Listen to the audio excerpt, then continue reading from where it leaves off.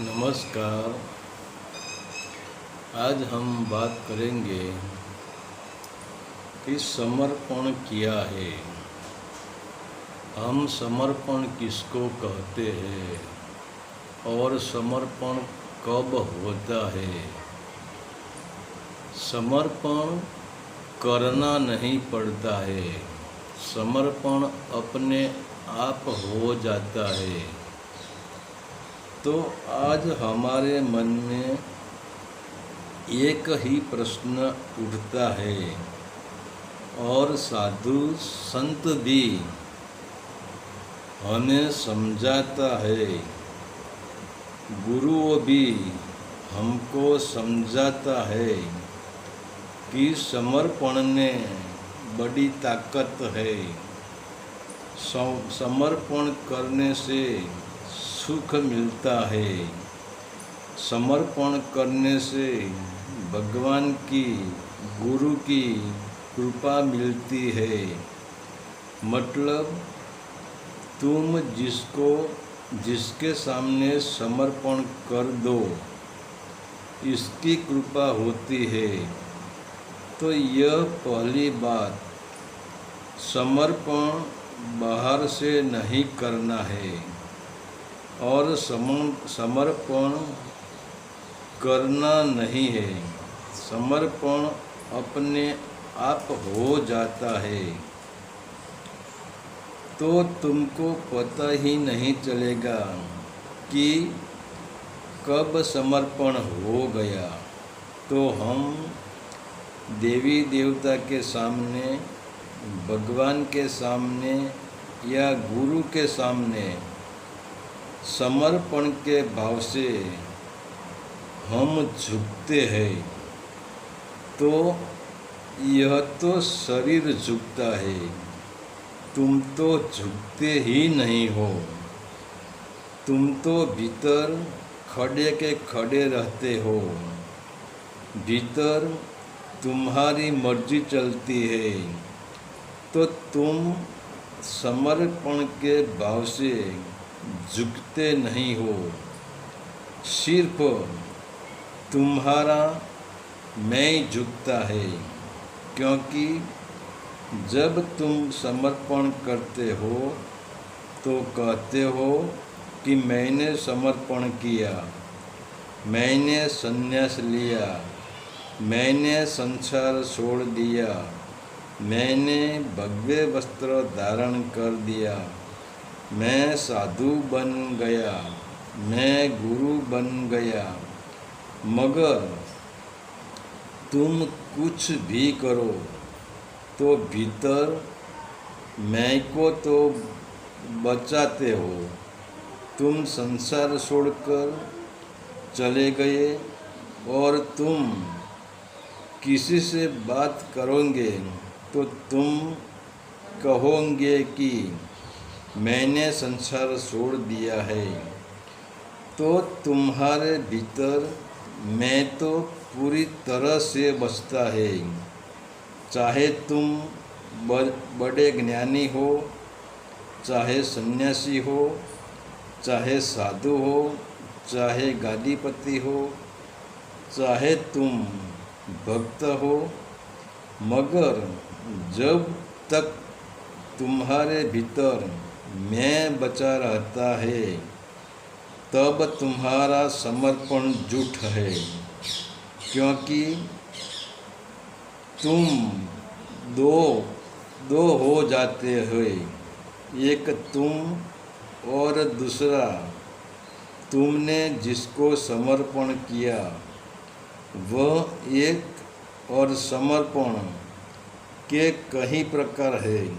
मानो तुम कोई लुटेरे के हाथ में, कोई बदमाश, कोई गुंडागिरी वाले के हाथ में तुम पड़ गए तो वहाँ भी तुम समर्पण कर देते हो। तो भीतर तो नफरत भरी है, भीतर तो क्रोध भरा है, मगर तुम भय के कारण समर्पण कर देते हो। तो वह भय का समर्पण हुआ। जैसे बड़े कुत्ते के सामने छोटा कुत्ता अपनी पूंछ नीची कर देता है, वह भय का समर्पण है।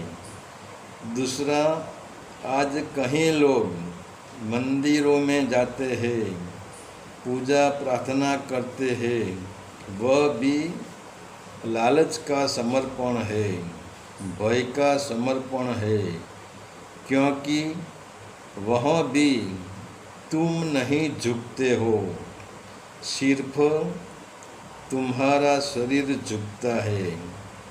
और तुम्हारे भीतर यह भय है कि यह लालच है कि अगर मैंने देवी देवता की पूजा नहीं की तो मेरे घर में दुख आएगा, मेरा धंधा चौखट हो जाएगा, मुझे सफलता नहीं मिलेगी।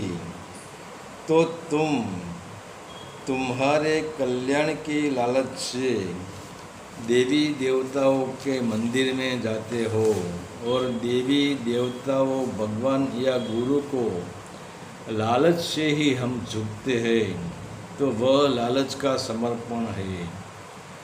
कई बंदे मुझे ऐसा मिला है और कहते भी हैं कि मैंने गुरु को समर्पित कर दिया है, तो इनके भीतर भी गुरु कृपा की लालच देखने को मिलती है कि गुरु की सेवा करने से गुरु का आशीर्वाद मिलेगा, गुरु की कृपा होगी और मेरा कल्याण होगा।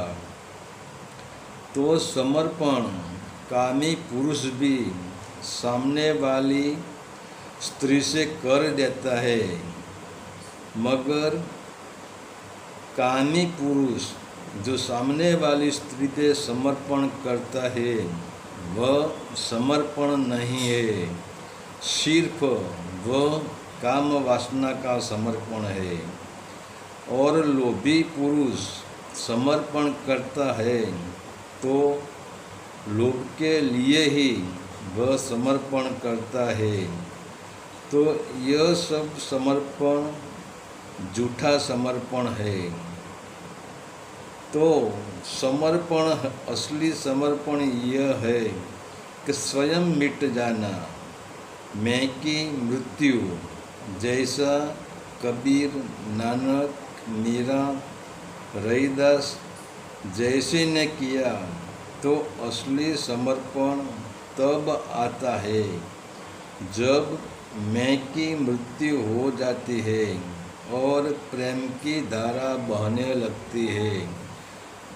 मतलब जब तुम मिट जाते हो तब ही समर्पण आता है, क्योंकि जब तुम रहोगे, मान लो जब तक बीज रहेगा तब तक अंकुर नहीं निकलेगा। तो बीज पृथ्वी को, धरती को समर्पित हो जाता है, धरती को समर्पण कर देता है। अगर बीज धरती को समर्पण हो गया फिर भी बीज टूटा नहीं, बीज पूरा बचा है, तो इसमें से अंकुर बाहर नहीं निकलेगा। तो समर्पण का भाव है, समर्पण यानी मिटना। जब तुम पूरे मिट जाते हो, पूरे समर्पित हो जाते हो, तुम रत्ती भर भी बचते नहीं हो, तब तुम्हारे भीतर तुम्हारा ही नया जन्म होता है और वही नया जन्म को हम समर्पण कहते हैं। हरि ओम तत्सत। आदेश का प्रणाम।